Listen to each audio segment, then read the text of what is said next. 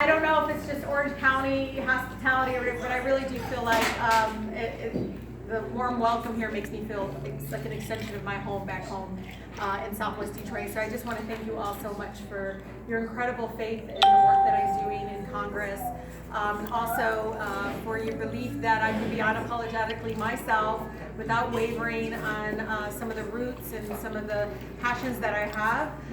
It's interesting because, many folks, as I'm talking to them, don't know, I was born and raised in Detroit, but I'm also the eldest of 14 in my family. Yes. Wow. I have 7 younger brothers, 6 younger sisters. I was telling Naveen, like, you're a big sis now. And I said, I'm a big sis, and I have 6 younger sisters.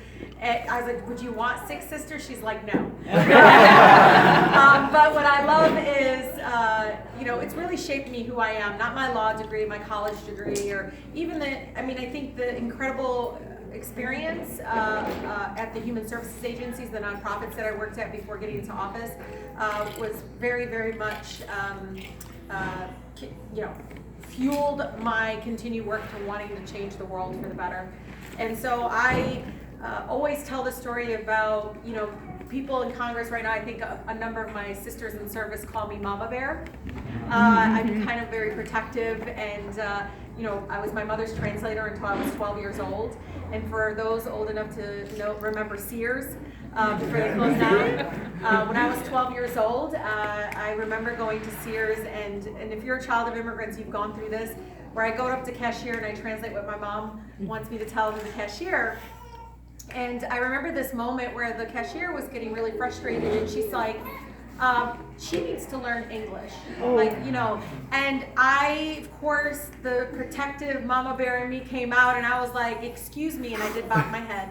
I was like, excuse me, but do you not notice that I'm not translating what you're saying to her? I'm translating what she's saying to you. She completely understands English. She knows exactly what you're saying. But she does not want to speak English because of people like you that make fun of her for her accent and raise your voices and everything. And I'm like feeling all like, yeah, I'm going to defend my mama. And so we walk out, and she's like, I cannot believe you did this. My mother's like, we can never go to that Sears again. And so I tell these stories because I think I'm still that person where, I always tell the young people, I'm trying to impeach that monster forever.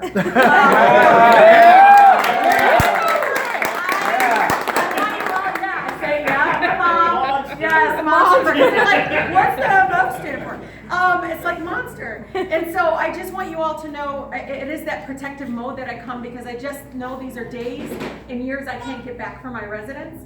The pain of othering hurts like hell. This kind of racist abuse of power, of feeling this kind of, when you have somebody that tells you that when he took over the United States, you don't take over the United States. We are the United States.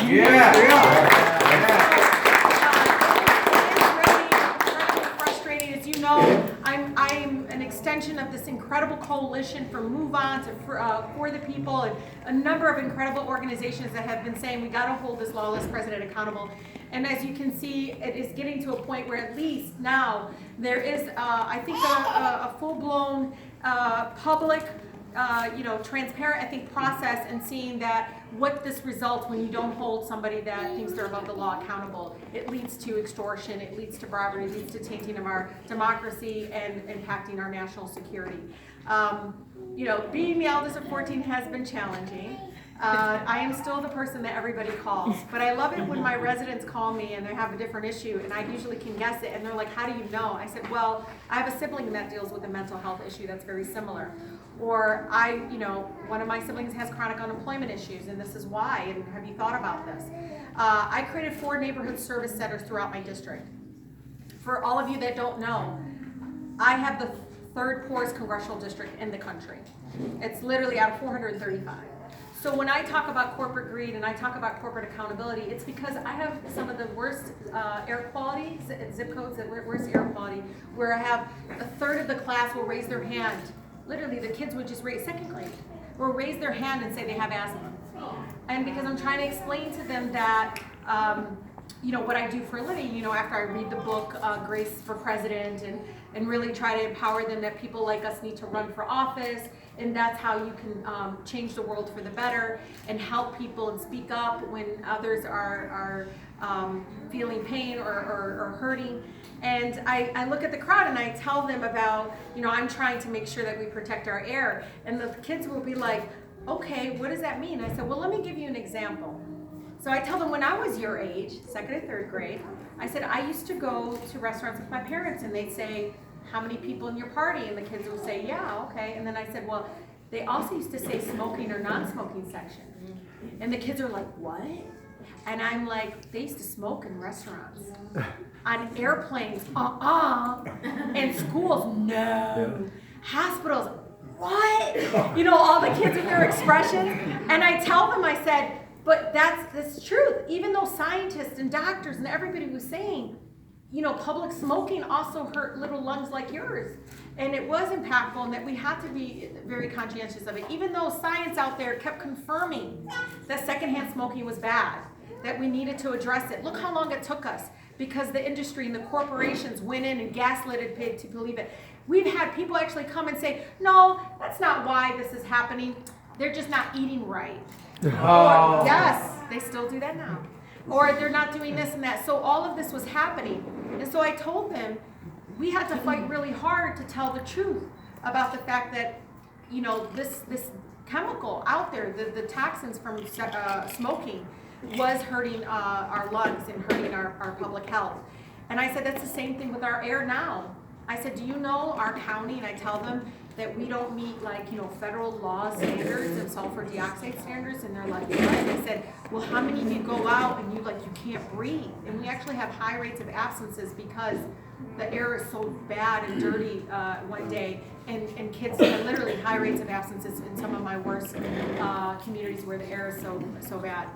So, I'm still an extension of We Have a Right to Breathe campaign that I've launched, again, to really humanize what it means, because we can continue talking about climate justice and corporate accountability and pushing against corporate greed and really trying to uplift our fellow Americans that are working their butts off but still feeling like they're drowning.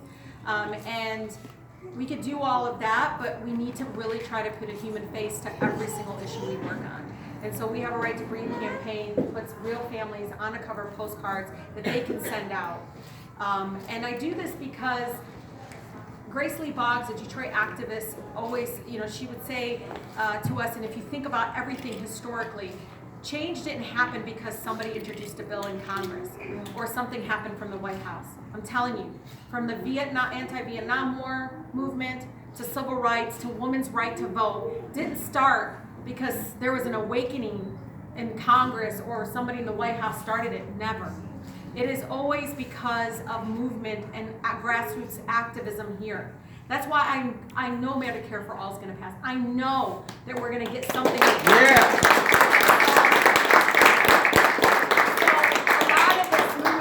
What I love is the extension of the movement work has also led to getting more and more candidates that are not taking corporate PAC money, including myself. We have 60 members of Congress, I believe now, out of 435. We need way more than that. That is now not taking corporate PAC dollars. In so many ways, it's an extension of this grassroots street movement to push up against and make people do what's right for our fellow neighbors and people that are now hurting. As you know, I'm proud to be, part of an incredibly diverse class, but what I love about this class is not just our background and ethnicities and the first this and the first that, and that's so beautiful and important, trust me, I believe that. But it's also because of our life experiences. Yeah. And I say this to you all because many of my colleagues are millionaires, Republican, Democrat, millionaires, and great, you're blessed. This is great that you've been able to do extremely well. Probably because of really progressive policies in the past. But they're so disconnected with what's going on with everyday Americans. And I know that because when the first thing I had to vote on was to get government back up and running when it shut down. And my colleagues were saying, why are the federal employees in the food bank line? They didn't get it. I said, oh, what are you talking about? People live check by check in this country. the majority of folks live check by check. And they're literally $400 away from an emergency, so of getting into cycle poverty. And it is that disconnect that I think is really hurting us the most.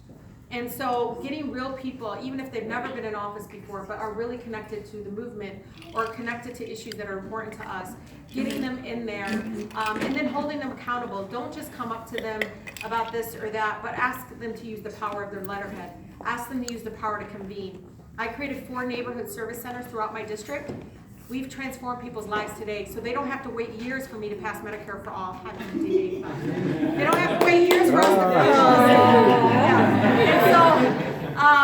So I think it's important because, you know, from the people that call my office, there's a woman who applied for Social Security, became hearing impaired in 1 ear.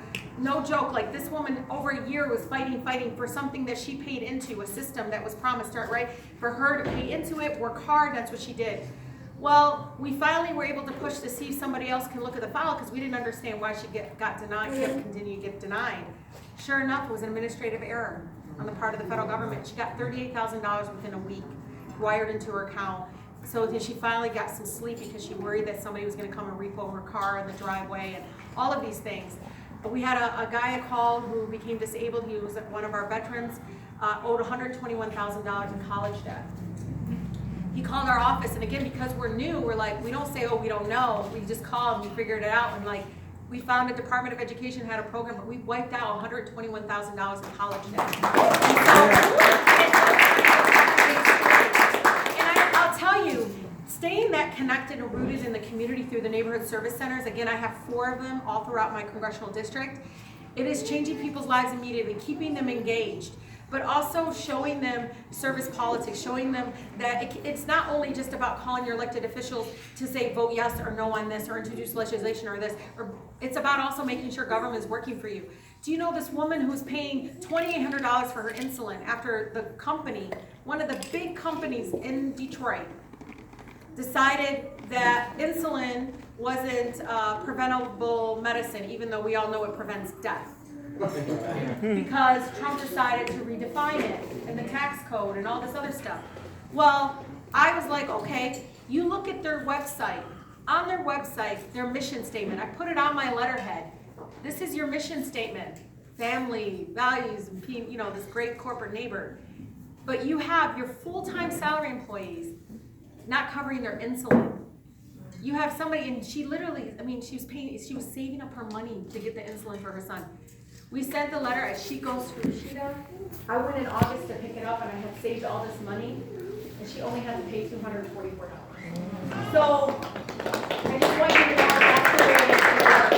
And my local elected folks know this. They know this. But somehow I find that our federal folks, when we get there, it's like, no, keep doing what you might have done at the local level.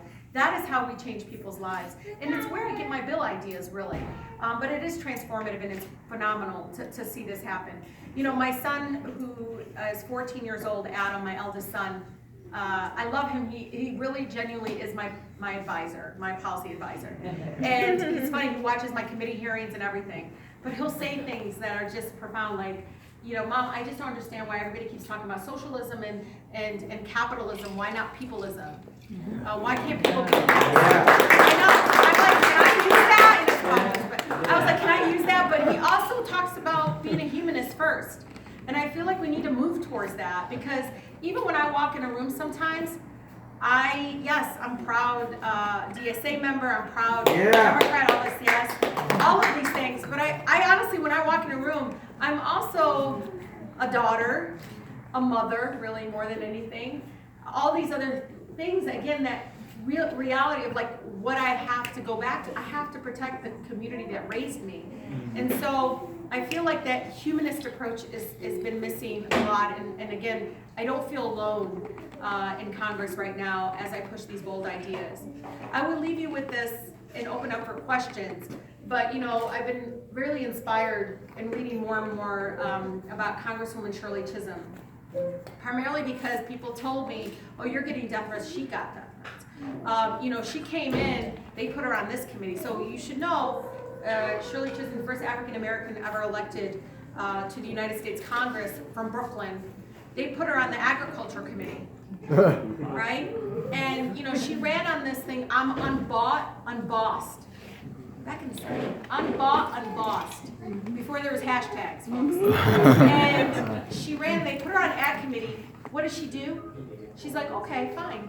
But I have something to say. I want you all to know, children can't learn if they're hungry. She started pushing the free lunch program. Isn't that amazing? Wow. Yeah. People thought it was radical. They thought it was too old, we can't do it. But I just say this to you all because what is inspiring is the fact that, you know, I can't imagine our country without the free lunch program. I just can't.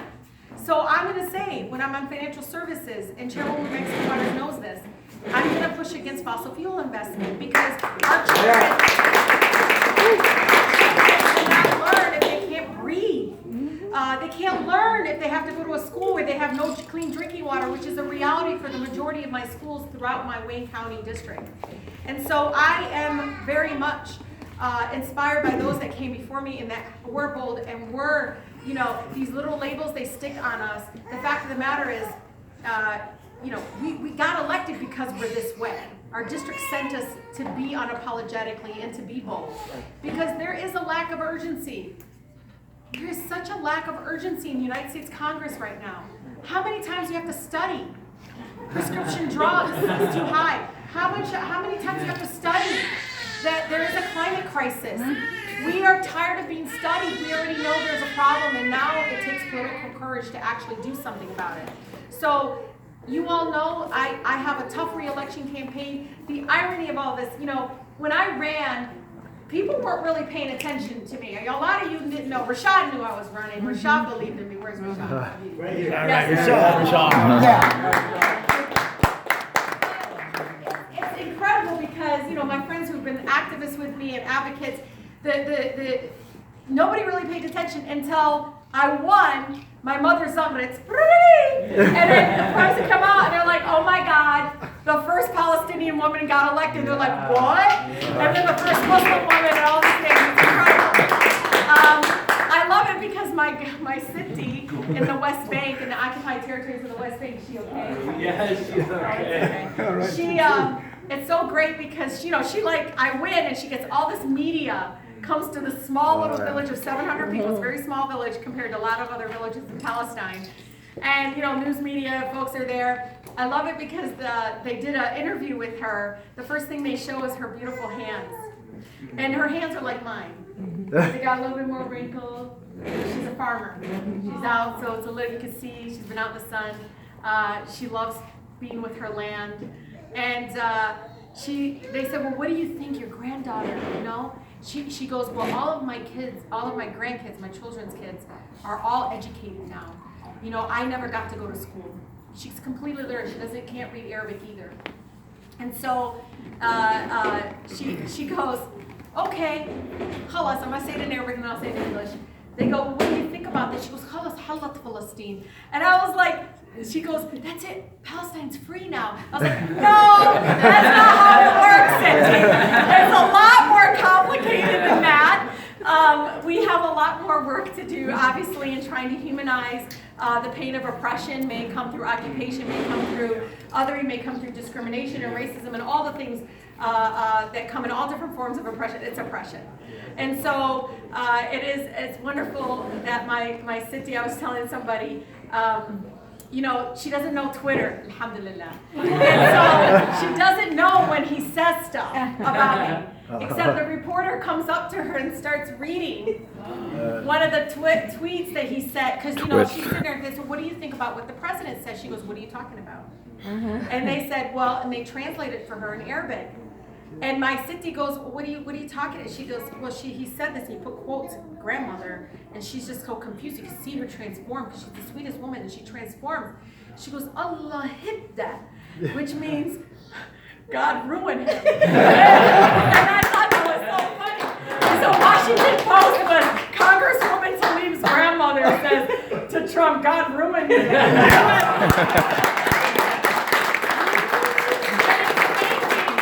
It's amazing because, you know, I don't care what folks say. The part of the American story that is so inspiring, and I want young people to hear this, is you know, my district, the majority of my district is non-Muslim.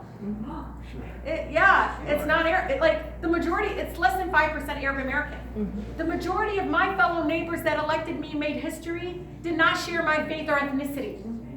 At a time where Islamophobia is high and all the hate is high. Same thing with Sister Ilhan Omar. That is the incredible American story that nobody talks about. That to me is like, wow, you can be anywhere, and your neighbors believed in you, looked past all that other like hateful rhetoric and all the ugliness and labeling and all this other stuff, and elected and made history. And that part of the story, I hope people realize and uplift as much as possible, because I want my young people to know that. So many people think the majority of my district is Muslim. They think I represent Dearborn. I do not. I represent Dearborn. That was my first guess. My neighbors, they're next to my district, but they do not live in my district. And so I will leave you with that. The one thing I know is my mother, who's extremely compassionate. She is that type of person that she's incredibly proud. But she also is one that's like quiet, won't say anything, so she doesn't know a lot about my civil disobedience work. But it's interesting because even after I got elected, she's like, keep your head down. Don't, and as a mom, I'm a congresswoman. Just be careful. And it makes me sad because for my mother to be here for close to 45 years, for the first time, I have never seen her so afraid of her own government, like this afraid. And it's painful because it's not just her, it's even people in this room, all of you. There's this fear of just an unchecked, completely lawless, just dictator, king-like approach to running our country right now. And it is hard because we can't get these years back. People are really suffering right now. I've never seen so much denials of waivers, denials of care. HUD is trying to get rid of disparate impact as a basis for showing housing discrimination. They want to change the poverty guidelines. They already issued comments such as they want to change how we define who's poor. Why? So they can say they decrease poverty. They're taking care of the poor. Yeah, right. Yeah, cheating their way out of it. All of that is all connected. An African American Baptist pastor told me that our country is not divided, we're just disconnected. And I feel like a lot of these movements are disconnected, and we need to connect it. Just like when I see what's going on at the border, I see Gaza. When I see what's happening to my African American my neighbors when it comes to that form of oppression and brutality and just continued, I think, segregation and a lot of our structural racism and policy, all of that is so interconnected to us fighting against poverty, all of it. And so when we start connecting these movements and connecting these issues, I think that's when we'll be able to truly see change. And it's gonna freak them out when we do it. It freaks them out every time we do it. So I thank you so much. This is an incredibly important, obviously, race. You've heard it before, but when I won my primary, I only won by 900 votes. I don't know if you know it was that close. And we door knocked 55,000 doors. We raised $1.6 million. I need to raise $3 million this time. A lot of people want to help me. They just don't know how. So I'm asking you to ask 2 or 3 other people, friends, and it doesn't matter what amount. To ask them to donate, send them the link, tell them, Rashida needs you. And again, my district, I love them so much. They know and they see I really do care. I know what's gonna happen. They're gonna get targeted, and they're gonna, targeting via social media and negative and dark money is gonna come in, because the last 2 weeks of my campaign it did, when they found out I was tied for first place. And they realized that I could actually win. And these are anti-policy human rights groups. These are groups that do not like the fact that I want to repeal the Opportunity Zone, which has been scamming our American communities that are dealing with poverty. They don't like it that I want to address real, true accountability on Marathon Oil Refinery in my district. So there's so many of those things, again, that are happening behind the scenes. And they can see that I'm fearless, I don't care. As long as my residents are with me, I'm gonna continue that fight. So thank you all so much, and I'll open up for